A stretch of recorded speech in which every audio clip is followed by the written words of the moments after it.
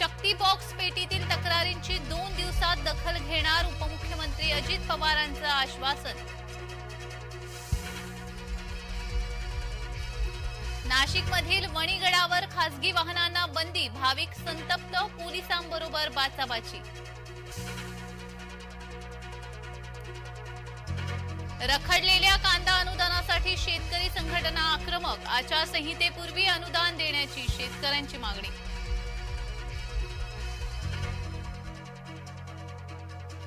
पश्चिम महाराष्ट्रात भाजपाला धक्का बसणार, हर्षवर्धन पाटील कमळ सोडून हाती घेणार तुतारी, पवार भाजपाचा वडा नेता फोडणार।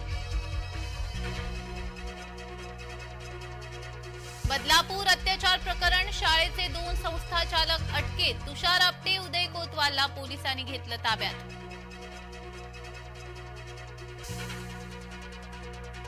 राज्यात नवरात्रोत्सवाचा उत्साह, देवीच्या मंदिरात भाविकांची गर्दी।